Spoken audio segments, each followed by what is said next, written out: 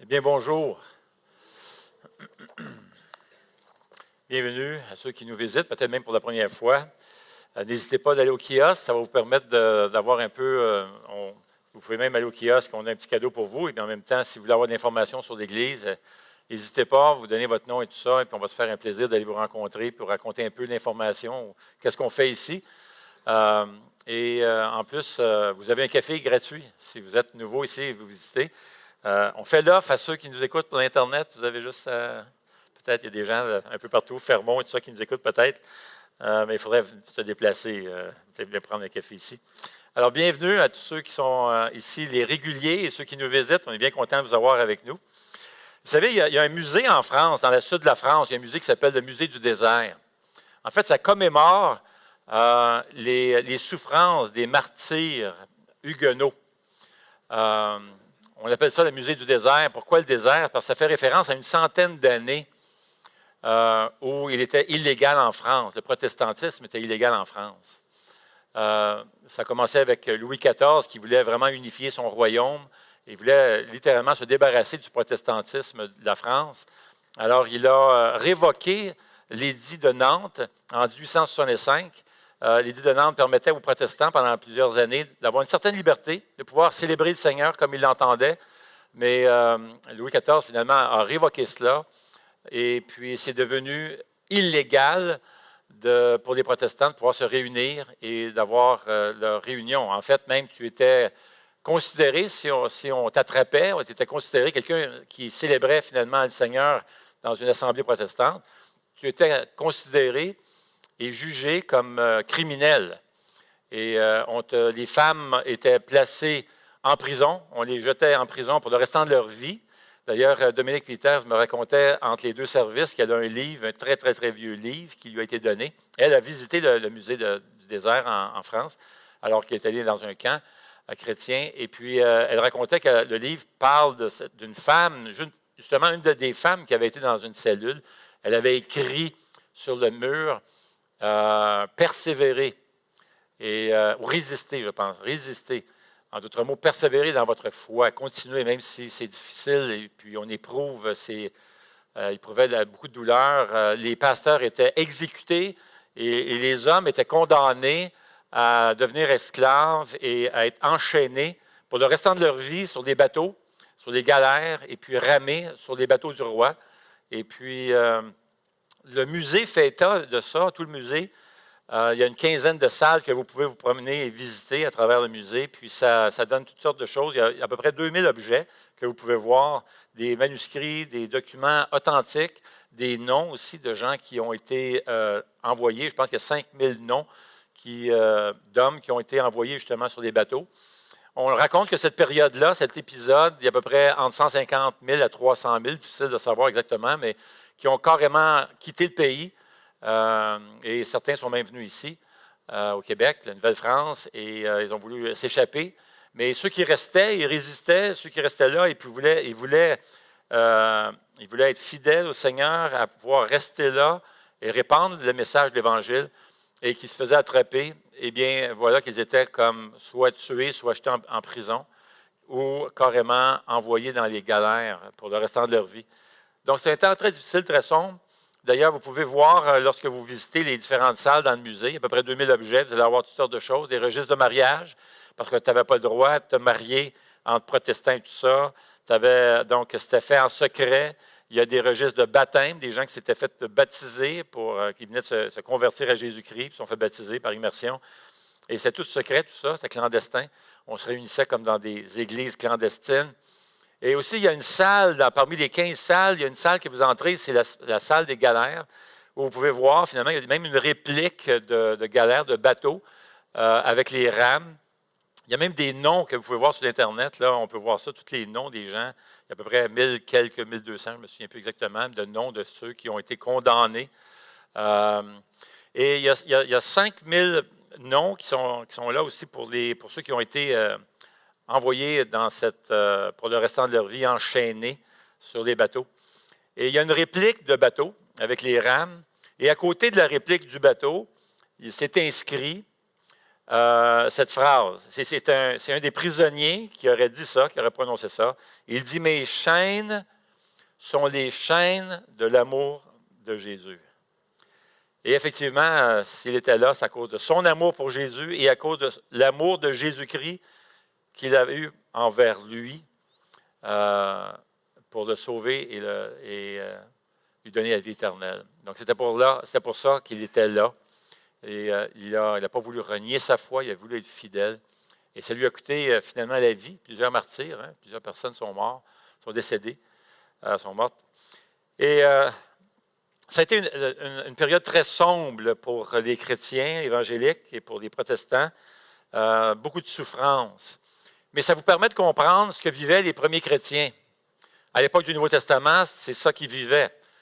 Si on te prenait à proclamer, à répandre le message de l'Évangile de Jésus-Christ, on venait chez vous, on prenait tes choses, il n'y avait pas la loi qui te protégeait, la loi ne te protégeait pas. Donc, on pouvait vider ta maison, prendre tes biens carrément, te tuer, t'exécuter.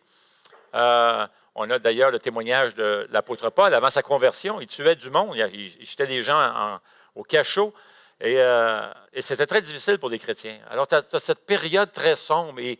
Alors, c'est la raison pour laquelle Dieu va inspirer l'apôtre Pierre à écrire une lettre à ces chrétiens qui sont dispersés un peu partout, qui souffrent et qui sont victimes de ces souffrances, de ces persécutions. Et le but de sa lettre, d'ailleurs, le but avoué est très clair. Il le dit dans son dernier chapitre, chapitre 5, comme on l'a vu dernièrement. Il dit, moi, je veux vous encourager. Je veux vous encourager à garder l'espoir, à vous accrocher au Seigneur, à ne pas abandonner la foi, de ne pas lancer la serviette, de continuer et persévérer. Et il donne les raisons et tout ça. Toute la lettre est bâtie autour de cela, finalement, d'inspirer de l'espoir et de donner de l'encouragement.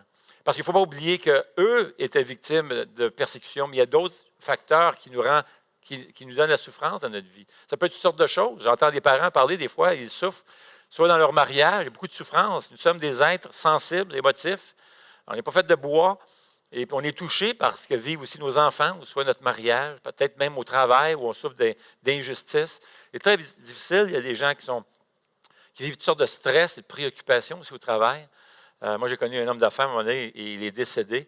Avant de mourir, il m'a dit, Normand, il dit, je te le dis, je meurs, et si je meurs, il était mourant, il était dans son lit de mort, il me dit, ce qui a causé ma mort, c'est le stress. Il gérait une belle grande compagnie, tout ça, beaucoup de succès en affaires, fait des millions, mais ça l'a tué, comme il disait lui-même, de ses propres paroles. Donc, on peut vivre toutes sortes d'expériences, toutes sortes de choses qui nous rendent vulnérables et qu'on souffre. On vit dans la douleur. Alors, la lettre de Pierre, qui est courte, est une lettre tellement pertinente pour non seulement lorsqu'on vit la souffrance, mais ça nous prépare aussi. Parce que si ça va super bien dans votre vie en ce moment, et on le souhaite que ça aille bien, on veut se préparer pour ces jours qui seront peut-être difficiles, un peu plus difficiles, qui vont nous causer toutes sortes de fardeaux et vraiment d'épreuves et de douleurs. Donc, on veut se préparer. La lettre de Pierre est vraiment pertinente. Que vous soyez dans la souffrance ou non, ça nous prépare aussi.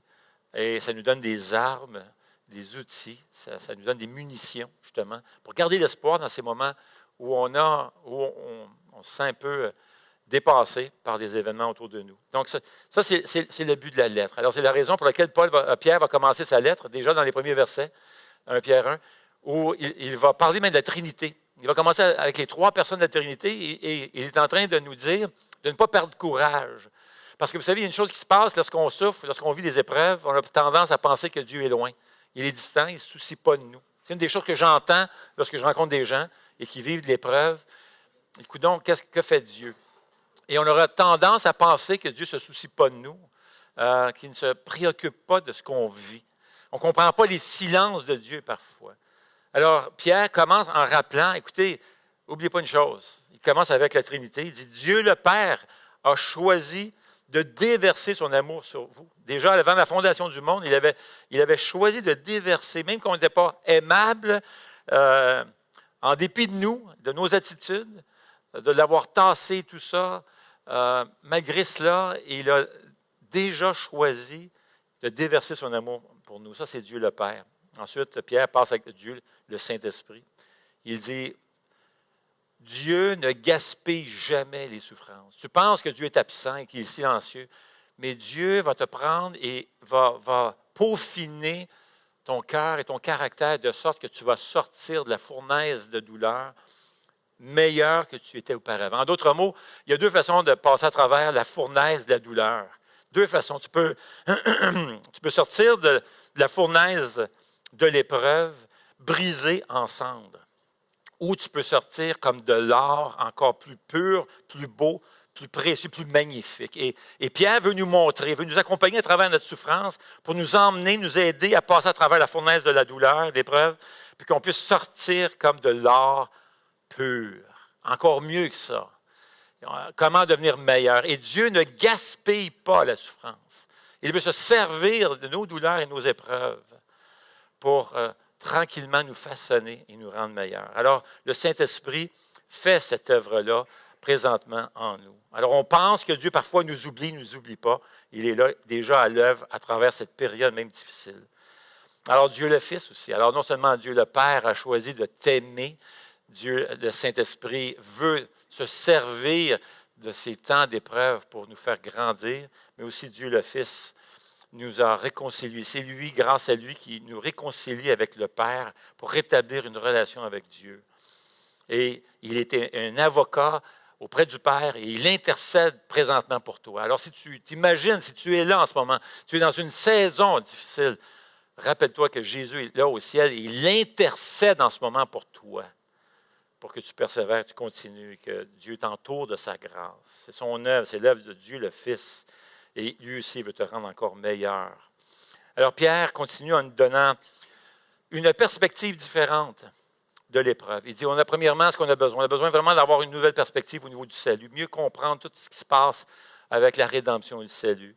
Ça va nous aider à retrouver de l'espoir dans ces moments difficiles, lorsqu'on passe à travers ce tunnel qui est sombre et qui est difficile. On a besoin aussi d'avoir plus de clarté sur les souffrances. Et on a besoin d'avoir aussi une meilleure clarté, une meilleure perspective des silences de Dieu. Que même si tout semble, Dieu semble distant, il est là et très actif. Pierre vient donc de nous donner, on l'a vu ensemble au cours des dernières semaines, 12 versets, les versets 1 à 12, sur lesquels on peut s'appuyer et qui vont faire toute la différence pour ce qui s'en vient. On va donc commencer au verset 13, 1 Pierre 1, verset 13, alors que Pierre prend une toute autre direction. Il nous a préparé dans les 12 premiers versets. On avait besoin des 12 premiers versets. C'est le fondement, c'est la fondation. Et il va bâtir le verset 13 et ce qui va suivre sur les 12 premiers versets. Et j'aimerais vous inviter à tourner dans 1 Pierre, si vous avez votre Bible avec vous, et on va lire 1 Pierre 1, à partir du verset 13, et on va lire jusqu'au verset 21. D'accord? 1 Pierre 1, verset 13. C'est pourquoi, tenez votre intelligence en éveil, soyez sobre et mettez toute votre espérance dans la grâce qui vous sera apportée lorsque Jésus-Christ apparaîtra. En enfant obéissant, ne vous conformez pas aux désirs que vous aviez autrefois quand vous étiez dans l'ignorance. Au contraire, puisque celui qui vous a appelé est saint, vous aussi soyez saints dans toute votre conduite. En effet, il est écrit, « Vous serez saints, car je suis saint. » Ici, c'est comme à un père que vous faites appel à celui qui juge, chacun conformément à sa manière d'agir, sans faire de favoritisme. Conduisez-vous avec une crainte respectueuse pendant le temps de votre séjour sur la terre. Vous savez, en effet, ce n'est pas par des choses corruptibles, comme l'argent ou l'or, que vous avez été rachetés de la manière de vivre, dépourvue de sens, que vous avez transmise vos ancêtres, mais par le sang précieux de Christ, qui s'est sacrifié comme un agneau sans défaut et sans tache, prédestiné avant la création du monde. Il a été révélé dans les derniers temps à cause de vous. Par lui, vous croyez en Dieu, qui l'a ressuscité et lui a donné la gloire, de sorte que votre foi et votre espérance reposent sur Dieu. Prions. Seigneur notre Dieu, nous voulons te remercier pour ta parole. Seigneur, nous te prions que ce matin, ton Esprit Saint puisse éclairer nos cœurs et que l'on comprenne et que l'on saisisse bien la portée de ta révélation, qui est la parole de Dieu. Seigneur, il y a des gens ici qui sont hypothéqués soit par la santé, par l'épreuve, soit par un mariage difficile, douloureux, soit par le travail ou les enfants. Et nous te prions pour eux, pour elles, que tu puisses les entourer de ta grâce, mettre un baume sur leur cœur, les consoler, les fortifier pendant qu'ils passent par cette heure d'épreuve. Et pour nous, Seigneur, qui allons peut-être mieux, nous te demandons que ton Esprit Saint puisse insérer cette parole profondément ancrée dans notre cœur, afin que lorsque des jours difficiles arriveront, nous puissions nous rappeler de ne pas perdre courage. Que ton Esprit parle à nos cœurs ce matin, au nom de Jésus, nous te le demandons. Amen. Ce passage commence avec le verset 13 qui dit « C'est pourquoi ». Juste deux mots, en fait, c'est un mot dans l'original. « C'est pourquoi ». Maintenant, Pierre vient de passer 12 versets où il nous raconte comment le salut a changé qui tu es. À partir du verset 13, Pierre nous montre que le salut change comment tu vis. Donc, 12 versets qui montrent comment le salut change qui tu es. Et à partir du verset 13, montre, et jusqu'à la fin de la lettre, en fait, comment on vit maintenant. Comment on vit, différemment d'ailleurs. Alors, toute ta nouvelle façon de vivre est ancrée dans cette expression-là, c'est pourquoi. C'est pourquoi. À partir du verset 13, ça change. Les 12 premiers versets nous préparaient à arriver à ce verset 13, c'est pourquoi. C'est pourquoi, ou à cause de cela, Pierre est en train de dire, à cause de tout ce que je viens de dire dans les 12 premiers versets, à cause de tout l'impact de cela, en conséquence, étant donné tout ce qui s'est produit au jour du salut, tout ce que Dieu a fait, comment il a choisi de t'aimer, de déverser son amour, de te prouver son amour en envoyant son Fils sur la terre, mourir sur la croix afin de prendre sur ses épaules cette dette, cette culpabilité qu'on avait envers Dieu. Il a pris cela sur ses épaules et il est mort pour payer cette dette-là afin de te réconcilier envers Dieu. À cause de cela, à cause que ce sacrifice de Jésus-Christ sur la croix, non seulement te purifier de tes péchés, il est venu sur terre aussi afin que l'Esprit Saint vienne habiter et vivre dans ton cœur et dans ta vie. À cause de tout cela, les 12 premiers versets, verset 13, c'est pourquoi. En d'autres mots, ça a un impact, tout ça, tout ce que Dieu accomplit dans les 12 premiers versets a un impact sur ta façon de vivre. Tu n'es plus le même. Plus du tout le même. Le Saint-Esprit habite dans ton cœur, dans ta vie, tu n'es plus le même. Alors, dans les 12 premiers versets, il parle du salut. Il dit, laissez-moi vous rappeler, parce que n'oublions pas, ce sont des gens qui souffrent. Il dit, laissez-moi vous rappeler les trois personnes, là. Laissez-moi vous rappeler comment Dieu le Père, bien malgré vous, vous avez un Dieu qui sait que vous allez tomber. Il sait que vous ne serez jamais parfait, sinon qu'au ciel. Il sait tout ça, et malgré ça, il a choisi de vous aimer. Maintenant, Pierre comprenait très bien ça. Pierre le savait. Mon ami Pierre, s'il y avait une personne qui pouvait parler de ça, de la grâce de Dieu, c'était bien Pierre. N'oublions pas Pierre. Pierre a fait des grandes choses, rendues dans Actes, mais au début, n'oublions pas, lorsqu'il était les quelques années avec Jésus sur terre, Pierre a fait des gaffes, des grosses gaffes. N'oublions pas, c'est Pierre. Lorsque Jésus a annoncé qu'il devait aller à la croix et souffrir et mourir sur la croix pour nous sauver, Pierre a dit non, on ne va pas là. Il a essayé de changer le cours de l'histoire. Il a essayé de changer le destin de Jésus pour qu'il n'aille pas à la croix pour que son sacrifice ne soit pas offert. Imaginez, ça c'est Pierre. Là. Tu sais, c'est comme, Pierre, tu es dans le champ, là. Et non seulement ça, Pierre, finalement, il a compris. Alors là, il a dit, un petit peu compris. Alors finalement, il a dit à Jésus, ah, écoute, tu peux compter sur moi maintenant. Tu peux compter sur moi s'il t'arrive de quoi. Il t'arrive à rien, je vais prendre ta défense. Moi, je vais toujours rester fidèle, coûte que coûte. Moi, là, je vais être fidèle. Je vais être ton héros. Vous savez ce qui s'est passé? Ça n'a pas pris de temps. Lorsque Jésus s'est fait arrêter, qu'est-ce qu'il a fait, Pierre? Par 3 fois, mon ami. Il a renié le Seigneur. Il a renié Jésus. Il dit, lui, il ne connaît pas. Moi, il ne connaît pas Jésus. Non. Oui, tu étais avec lui. On t'a vu. Oui. Tu ressembles pas mal, là. Tu as des cheveux, là. Je ne sais pas s'il y avait des cheveux blonds ou tout ça, mais il dit, je connais ta coupe. Je connais ta coupe. Non. Ben, voyons donc. Non, tu te trompes. C'est un gars qui me ressemble. Pas moi. Imagine-toi, lui comprenait. Pierre comprenait. C'est la raison pour laquelle les gens qui souffraient, là, lorsqu'ils ont entendu que Pierre leur écrivait une lettre, mon ami, ils ont couru à l'église pour entendre la lettre parce qu'ils devaient lire la lettre. Ils disaient, écoute, on a reçu cette semaine une lettre de Pierre. Eux autres connaissaient Pierre. Ils savaient. Hey, ça, c'est le gars qui nous comprend. Lui, il sait qu'on n'est pas parfait, puis lui, il nous comprend parce qu'il est pas mal comme nous autres. On n'est peut-être pas aussi bête que lui, là, mais honnêtement, là, il va nous comprendre. Alors, les gens couraient pour entendre cette lettre-là qui va être lue. Et Pierre peut certainement dire, écoute, Dieu, là, en dépit que tu n'es pas parfait, tu ne seras jamais parfait, a choisi de t'aimer et de déverser son amour sur toi. Amen? Il dit, regardez ma vie. Laissez-moi vous rappeler que vous avez aussi le Dieu, le Fils.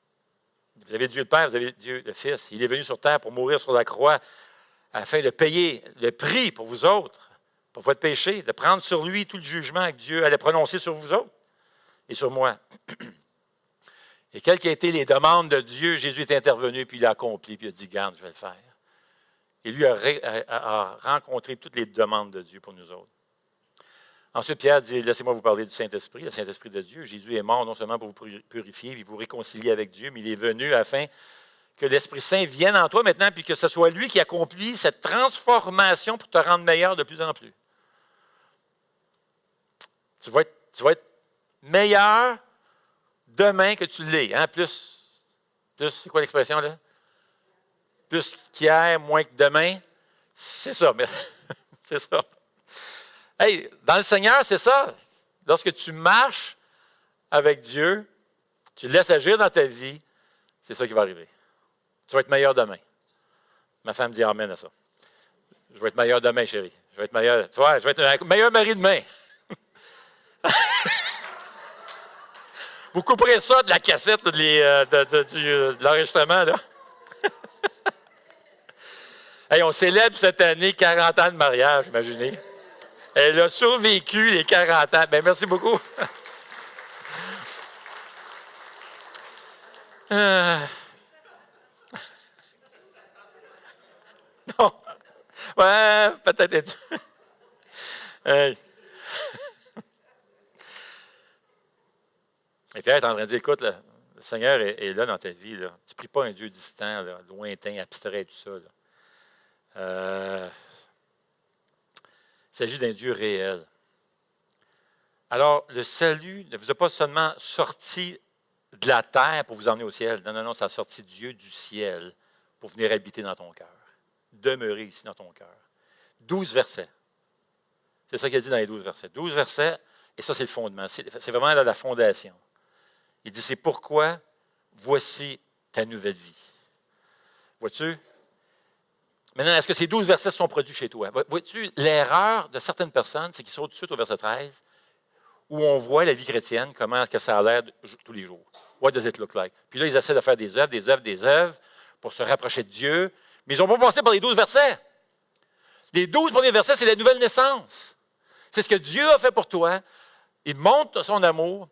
Et qu'est-ce que Jésus est allé à la croix accomplir pour toi? Mais si tu n'as pas dit oui à Jésus, tu n'as pas placé ta foi en Jésus pour avoir ce salut, la vie éternelle, pour te réconcilier avec Dieu, si tu n'as pas dit oui, je crois, Jésus, que tu es allé à la croix pour prendre mes péchés sur tes épaules afin de me sauver par la foi. Si tu n'as pas passé par les 12 premiers versets, va pas au verset 13. Tu vas être découragé, tu vas te sentir coupable, tu vas te sentir le courage, parce qu'il faut te passer premièrement par la nouvelle naissance. La nouvelle naissance permet que tu puisses accomplir le verset 13. Sans ça, tu vas être écrasé. Toujours. Et c'est ça la religion. Hein? Les gens de la religion, ils font des choses, des œuvres. Ils font des bonnes choses. Mais plusieurs le font pour gagner leur ciel. Non. Tu n'as pas besoin de gagner ton ciel. Jésus l'a gagné pour toi. Amen? Êtes-vous d'accord avec ça? Jésus a gagné le ciel pour toi. Il était là à la croix. Il n'y a rien que tu pourrais faire qui va se mesurer à ce sacrifice parfait-là.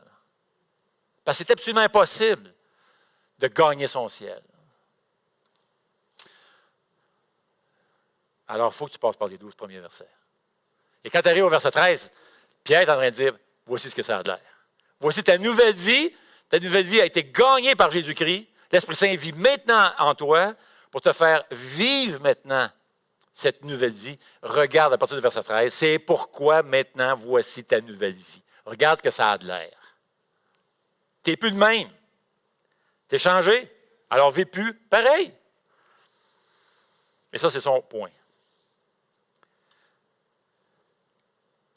Chaque chrétien a chrétien né de nouveau, qui a passé par cette expérience des 12 premiers versets, a avant Jésus-Christ, puis après Jésus-Christ. OK? Alors, à partir du verset 13, Pierre nous montre qui tu es maintenant, ce que tu es en Jésus-Christ, maintenant que tu as reçu la nouvelle naissance. Tu n'es plus la même personne. Donc, les 12 premiers versets te préparent à vivre le verset 13. Ils te préparent à vivre le « c'est pourquoi ». Ce qui suit, ça va être le salut. C'est le salut. Ce qui suit le salut, en d'autres mots. Ce qui vient après avoir obtenu la vie éternelle. Ce qui découle de la nouvelle naissance. Le fruit de tout ce que Dieu a fait dans ta vie te permet maintenant de vivre le « c'est pourquoi » du verset 13. Le Saint-Esprit vit maintenant en toi, en nous. Alors, il va changer ta façon de penser, il va changer tes aspirations, tes désirs et tout ça. Alors, comment cette nouvelle vie en Jésus est différente? Et comment puis-je avoir de l'espoir face à ces moments tellement éprouvants? Eh bien, Pierre le dit, il dit, suivre Jésus consiste premièrement à vivre à la lumière de l'éternité. Et ça, c'est vraiment différent, là. En d'autres mots, tu vis à la lumière de la fin. Regarde ce que ça dit au verset 13. Ça dit, tenez votre intelligence en éveil, soyez sobre. Alors, avec l'Esprit Saint, vous pouvez maintenant vous maîtriser vos désirs.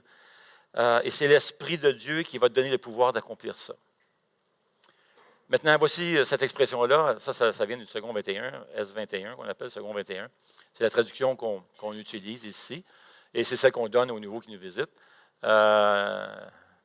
Mais il y a d'autres traductions très bonnes. Et laissez-moi vous donner comment c'est traduit dans d'autres traductions. La Genève, par exemple. L'édition de la Genève dit ceci. Alors, dans la seconde 21, ça dit « Tenez votre intelligence en éveil, soyez sobre ». Dans la traduction Genève, ça dit « Saignez les reins de votre entendement, soyez sobre ». Pas évident, ça. Saignez les reins de votre entendement. La Jérusalem, la Bible de Jérusalem dit « L'intelligence en éveil, soyez sobre ».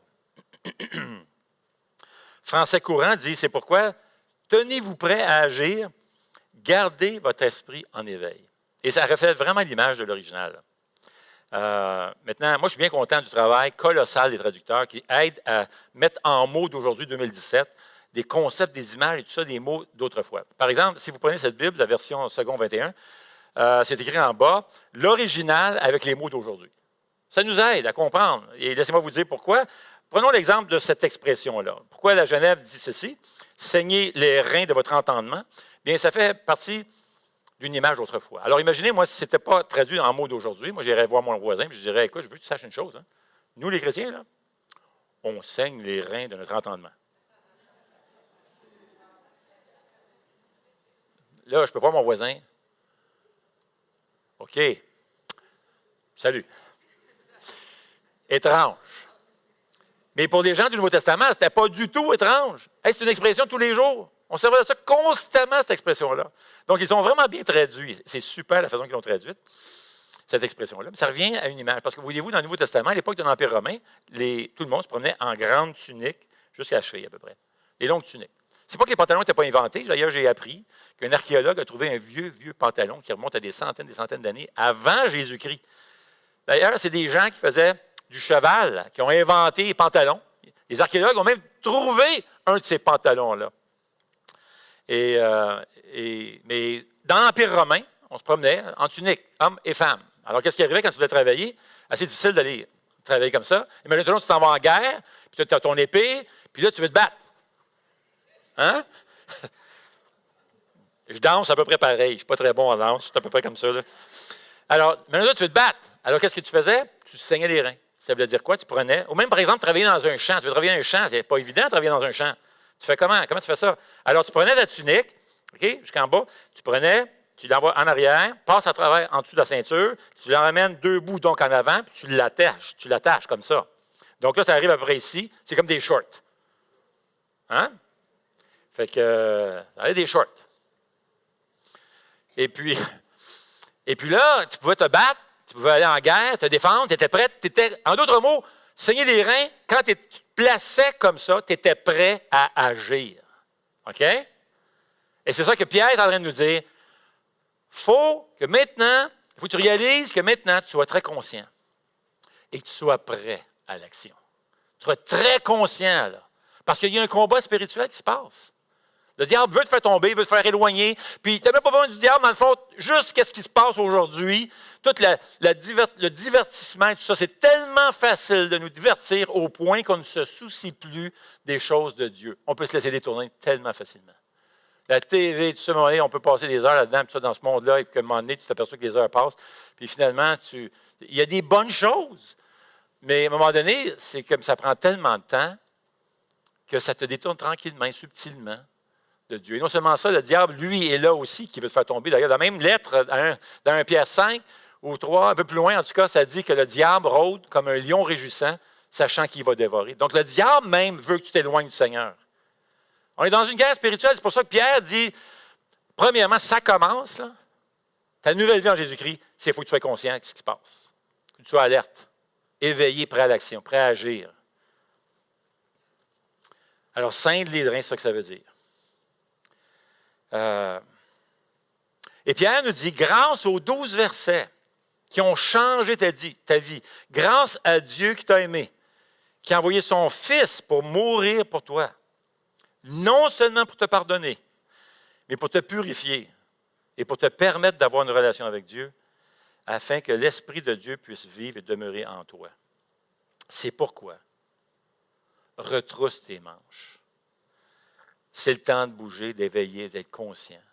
C'est le temps de passer à l'action. Et c'est pourquoi cette expression-là, c'est une façon de dire, c'est le temps qu'il faut être réveillé et se mettre à l'œuvre, saigner nos reins. En d'autres mots, prépare tes pensées. Ça commence avec nos pensées. Aie la maîtrise de soi, sois sobre. C'est la même idée, c'est d'avoir les pensées claires. Le mot sobre, on sait ce que c'est le contraire, dans le fond, c'est l'antonyme, c'est le contraire de Yves, un gars qui est pacté, qui est chaud. Ou une femme, ou un homme, quelqu'un qui est... As-tu remarqué que les gens qui sont Yves ne prennent jamais des bonnes décisions? D'ailleurs, même, on commence à être nerveux lorsqu'une personne qui est Yves conduit une voiture. On commence à être nerveux, là. Moi, je n'ai jamais entendu quelqu'un parler comme ceci, de dire « Ouf, hey, j'ai une décision tellement importante à prendre, une grosse décision, là. J'ai besoin d'avoir les idées, là. Ah, il faut que je prenne une décision, donc je vais aller me prendre un 12 bières en ligne pour mieux réfléchir. » Tu as entendu parler de ça? As-tu déjà entendu quelqu'un dire ça? Ça ne nous aide pas. Ça n'aide pas, là, dans la réflexion, à prendre des décisions importantes. Tu ne veux pas prendre les plus grandes décisions de ta vie après 12 bières. Certainement pas. Et là, on parle de l'ivresse, mais ce n'est pas de ça que ça parle. Le mot va plus loin, ça s'étend, ça va. On peut s'enivrer avec toutes sortes d'activités, de préoccupations dans la vie, au point que finalement, on n'est plus aussi alerte des choses spirituelles. Tranquillement, ça se tasse. On se tasse de nos vies, ça peut être toutes sortes de choses. Ça peut même être l'amour. Être tellement préoccupé par l'amour qu'on veut trouver quelqu'un et tout ça, on veut se marier, tout ça, absolument, qu'à un moment donné, on va commencer à faire des compromis. Puis on va laisser ça de côté. Vois-tu? C'est ça, pas agir sobrement. C'est ça que ça veut dire. C'est de ne plus agir avec la clarté et la sagesse de Dieu. Dans tous les moyens, même le succès, ta carrière. Maintenant, on espère que tu as une belle carrière, du succès. Il n'y a rien. Même la Bible dit, vas-y à fond, aie de belles ambitions. Vas-y.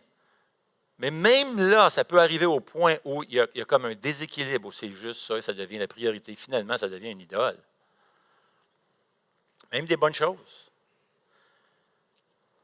Alors Pierre prend cette image-là. Étant donné ce que Dieu a fait, il est temps vraiment de retrousser nos manches. On a besoin d'avoir les pensées claires. C'est sérieux ce qui se passe autour de nous.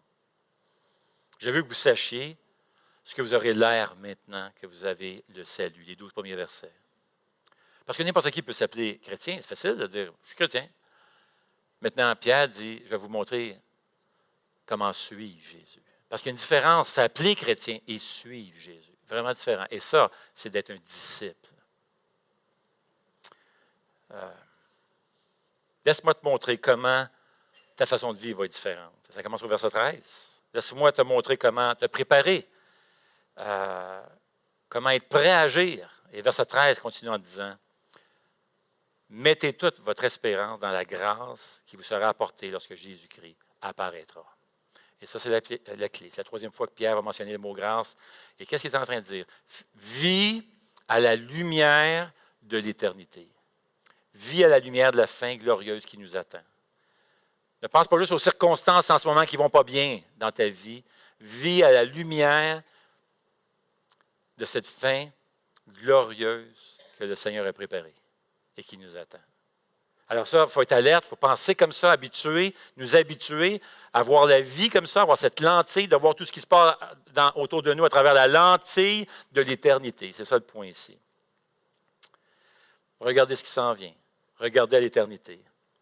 Lorsque Jésus va revenir, lorsque Jésus va apparaître. Alors, suivre Jésus consiste d'abord et avant tout à vivre à la lumière de l'éternité. Alors, si tu veux suivre Jésus aujourd'hui et braver la tempête, quand c'est difficile, vis à la lumière des jours glorieux qui t'attendent. Alors, cette nouvelle vie en Jésus affecte notre manière de penser. Nous vivons à la lumière de l'éternité. Mais cette nouvelle vie en Jésus affecte aussi notre manière de vivre. Nous vivons à la lumière de la sainteté de notre Père céleste, parce que maintenant, nous sommes ses enfants. Vous voyez ce que dit verset 14? « En enfants obéissants », alors, on a été adoptés dans sa famille. C'est un des résultats des 12 premiers versets. Nous sommes maintenant adoptés dans sa famille. Nous faisons partie de la famille de Dieu. Dieu est notre Père céleste. Nous sommes ses enfants. Alors, en enfants obéissants, ne vous conformez pas aux désirs que vous aviez autrefois quand vous étiez dans l'ignorance. Au contraire, puisque celui qui vous a appelé est saint. Alors, compte tenu des 12 premiers versets et toute l'œuvre que Dieu a faite, pour faire de vous ses enfants, pour vous adopter, lui là, qui vous a appelé, qui a tout fait ça, qui a tout préparé ça, il est saint. Alors vous aussi, soyez saints dans toute votre conduite. En effet, il est écrit, vous serez saints car moi, je suis saint. Alors Dieu est saint, hein, n'est-ce pas? 3 fois saint, dit les Écritures. Il est pur. Saint veut dire séparé, différent, mais ça veut aussi dire qu'il n'y a pas de tache, pas d'impureté. Alors Dieu est tellement parfait, il est parfait en amour, parfait en justice, parfait en compassion, mais parfait en justice aussi, parfait en compassion, qu'il ne pouvait tolérer le péché. Alors il devait juger le péché, parce que Dieu est saint. Exode 15 nous dit « Qui est comme toi, magnifique de sainteté, redoutable, digne d'être loué, capable de faire des miracles. » Voyez-vous, la bonté de Dieu est parfaite, sa justice est parfaite et son amour est parfait. Et est-ce que ce n'est pas tout ce qu'on veut, au fond de nous? Qui veut un gouvernement qui est partiellement croche, partiellement injuste? Personne ne veut ça. Quelle fille va vouloir un gars malhonnête? On cherche toutes l'amour parfait. Pas vrai? Au fond de nous, c'est ça qu'on recherche. Eh bien, seul Dieu est parfait en amour. Il est amour. Sa justice est parfaite. Il n'y a pas de compromis. Sa compassion est parfaite. Alors, qu'est-ce qu'il a fait? Eh bien, la plus grande évidence de la sainteté de Dieu, ce n'est pas de se séparer de nous autres, les amis. Ça parlerait de sa sainteté. Mais il y a une évidence encore plus grande de sa sainteté. C'est qu'il ne pouvait tellement pas tolérer le mal et le péché. Savez-vous ce qu'il a fait? Regardez bien ceci. La plus grande évidence de la sainteté de Dieu n'est pas qu'il se soit séparé de nous, mais c'est qu'il est entré dans notre corruption, dans notre péché, afin de les prendre sur lui pour les faire disparaître une fois pour toutes. Amen? Ça, c'est le summum de la preuve de la sainteté de Dieu. Parce qu'il savait que c'était le seul moyen de faire disparaître le péché et la corruption, d'envoyer son propre Fils. Alors, l'amour de Jésus-Christ a absorbé notre impiété, notre péché. Il a souffert la mort pour le péché, la puissance. Il a conquis le péché en ressuscitant d'entre les morts. Pierre nous dit que la sainteté de Dieu nous interpelle à répondre puis à réagir.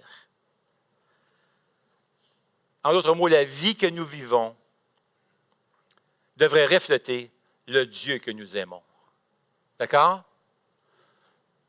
La vie que nous vivons devrait refléter le Dieu que nous aimons. Et c'est là que Pierre nous voit. Pierre nous donne 2 motivations pour marcher dans la sainteté. Premièrement, nous sommes des enfants de Dieu. Tu n'es pas n'importe qui. Tu es un enfant de Dieu. Verset 14. Quelle nouvelle identité! Nous voulons marcher dans la sainteté car nous avons été adoptés, nous sommes les enfants de Dieu. Pierre nous voit réaliser toute la grâce que Dieu nous a faite. Il est notre Père céleste, il est parfait, un Père parfait. Alors agissons comme des enfants obéissants. Avant, on marchait dans la direction. On s'en allait là, puis on menait notre vie comme on le voulait, comme on l'entendait. C'était comme, tiens, on s'en va là-bas. Dieu, par sa grâce, sa bonté, a envoyé son Fils sur la croix afin de nous donner une nouvelle nature, afin de nous changer complètement de bord, complètement changer de direction. Alors là, Pierre est en train de dire, regarde, tu es une nouvelle créature maintenant, tu es un enfant de Dieu, marche dans cette direction-là. Laisse Dieu diriger ta vie. Vas-y, marche plus là-bas. C'est à peu près comme l'image de tu veux adopter quelqu'un, tu veux adopter un enfant. Ma fille a adopté des enfants, quelques enfants. Hey, c'est tellement long le processus d'adoption. C'est malade. Là. C'est tous les papiers, ça coûte cher, puis les papiers, documents, etc. La DPJ qui s'en vient, etc. Faire des entrevues, tout ça, les entrevues des frères, sœurs, tout ça, etc. Voir si vous êtes, etc. Tout ça. Je peux comprendre, on veut protéger, je comprends très bien ça. Vous allez finalement, après 2 ans, vous recevez un téléphone, vous allez au pays. Finalement, ma fille est allée en Ukraine chercher les enfants, puis tout ça. Puis même là, tu arrives là-bas, puis tu ne pars pas que l'enfant, là, c'est tout un autre processus, puis tout ça. Puis là, tu as les visas, il faut que tu passes devant le juge qui accepte, qui disent oui, officiellement, ils sont tes enfants, etc. Puis là, tu les emmènes parce que tu as tellement à cœur, tu vois, ma fille est allée dans l'orphelinat, elle voulait toutes les adopter, elle savait que statistiquement, les filles qui étaient dans l'orphelinat, c'est vraiment pas rose là-bas. Et puis, tu as des orphelinats. Tu sais, après 18 ans en Ukraine, là, ils sortent là, dans la rue, que tu sois un gars, une fille, ils sortent dans la rue. Les filles, 80 je pense, mais la mémoire est bonne, je ne me souviens plus des pourcentages, mais très élevés, tombent dans la prostitution. Les gars, ça devient comme des gens qui volent et tout ça pour survivre. Et c'est vraiment pas rose. Et tout d'un coup, tu n'as pas de mère, tu n'as pas de père et tout ça, et tout d'un coup, tu es là. Puis finalement, tu as une famille qui t'adopte. Tu as un papa et tu as une maman. Ça fait penser à Liam, le petit Ukrainien qui a dit ça, c'était le plus beau cadeau que je ne pouvais pas recevoir à Noël. J'ai une maman. Alors imagine-toi donc que là, tout d'un coup, tu es adopté, puis l'enfant dit, ben moi, ça me tente de retourner à l'orphelinat. Ça me tente de retourner là. Je veux retourner là-bas, dans toute cette vie-là, sachant que, regarde, où est-ce que tu vas aboutir éventuellement. Ça aurait-tu de l'allure? Pense, tu as été adopté en Jésus-Christ. Pourquoi retourner à notre ancienne vie, retourner dans cette direction-là, puis aller là-bas avant d'être adopté? N'est-ce pas? Tu veux vraiment retourner à ça? Pourquoi retourner à ça? Regarde la nouvelle vie. Regarde le retour glorieux de Jésus qui s'en vient, puis regarde la fin glorieuse qui t'attend. Va dans cette direction-là. Marche dans cette direction-là. Deuxièmement, deuxième motivation, c'est que nous sommes des étrangers sur terre. Pierre va se servir de cette expression-là quelques fois dans sa lettre. Il dit au verset 17, ici même, c'est comme un père que vous faites appel à celui qui juge chacun conformément à sa manière d'agir. Non, excusez, c'est plutôt le début des versets qui dit, il adresse sa lettre à ces gens, à ces chrétiens qui sont dispersés. Le mot là, dans l'original, c'est étranger.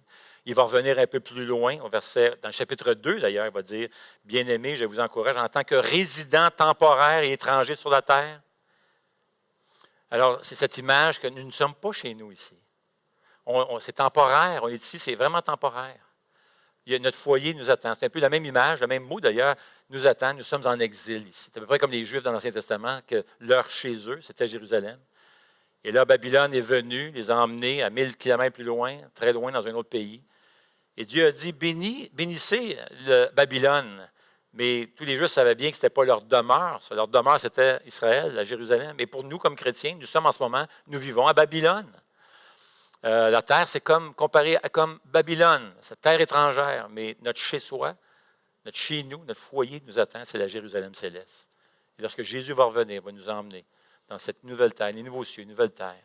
Et c'est ça, c'est notre chez-nous, ça.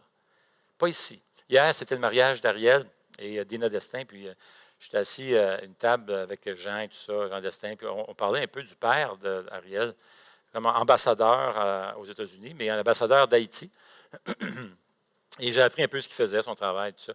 Et puis, c'est vraiment fascinant d'être ambassadeur, parce que la Bible dit que nous sommes des ambassadeurs ici sur Terre. Nous représentons notre pays.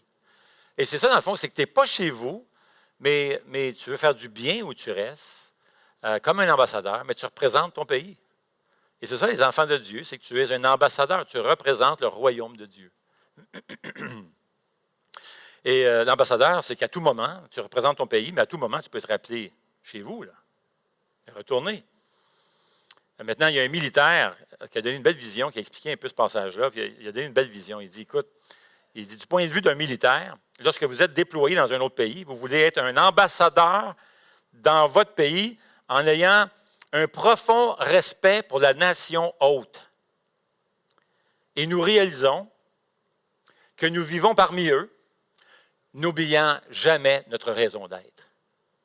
C'est vraiment une belle image, ça décrit très bien le chrétien. Nous sommes des voyageurs. Donc, la lettre de Pierre est un peu le guide du voyageur, parce que nous sommes des voyageurs ici sur Terre. C'est le guide du routard, alors qu'on est des étrangers sur la terre, des voyageurs, et qu'on sillonne les routes de cette terre. Alors, Pierre nous donne 2 encouragements à persévérer. Premièrement, nous avons deux raisons à persévérer. Regarde le prix qui a été payé au verset 18. Mon ami, ça a coûté cher, là, faire de toi un enfant de Dieu. Là. Verset 18. Vous savez, en effet, ce n'est pas par des choses corruptibles, comme l'argent ou l'or, vous avez été rachetés de la manière de vivre dépourvue de sens que vous avez transmise vos ancêtres, mais par le sang précieux de Christ, qui s'est sacrifié comme un agneau sans défaut et sans tache. Et ça a coûté cher pour t'emmener là. Pas mal cher, le sang de Jésus. Rappelle-toi de ça. Lorsque les temps sont difficiles, tu penses, là, tout d'un coup, tu as une idée, une fausse idée erronée, que Dieu t'a oublié. Attends un peu, là.